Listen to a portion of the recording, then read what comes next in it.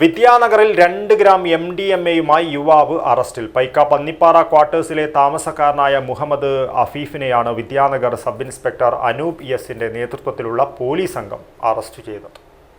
കേരളത്തിലെ ഏറ്റവും വലിയ ടൈൽസ് ആൻഡ് സാനിറ്ററി വെയർ വിൽപ്പനക്കാരായ ABC group, ABC sales corporation, BC road, Kasaragod. ലഹരിമരുന്നിന്റെ വ്യാപനവും ഉപയോഗവും തടയുന്നതിനായി കേരള പോലീസ് നടപ്പാക്കി വരുന്ന ഓപ്പറേഷൻ തൂഫാൻ പട്രോളിങ്ങിനിടെ 2 ഗ്രാം മാരക മയക്കുമരുന്നായ MDMA-യുമായി യുവാവ് പിടിയിലായി.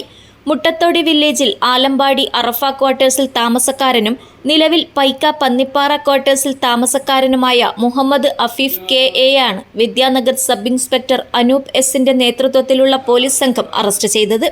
ഇന്ദിരാനഗറിലെ കാർ യാർഡിന് സമീപം വിദ്യാനഗർ പോലീസ് പട്രോളിംഗും വാഹന പരിശോധനയും നടത്തുന്നതിനിടെ സ്കൂട്ടറിൽ സംശയാസ്പദമായ സാഹചര്യത്തിൽ യുവാവിനെ കണ്ടെത്തുകയായിരുന്നു.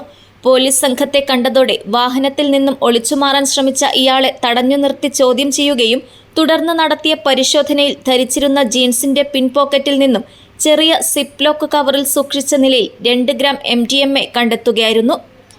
പ്രതി സഞ്ചരിച്ച സ്കൂട്ടറും പോലീസ് കസ്റ്റഡിയിലെടുത്തു. വിദ്യാനഗർ പോലീസ് സ്റ്റേഷനിലെ GS CPO Prashanth, CPO Pramod എന്നിവരും പോലീസ് സംഘത്തിലുണ്ടായിരുന്നു. News bureau, Kasaragod.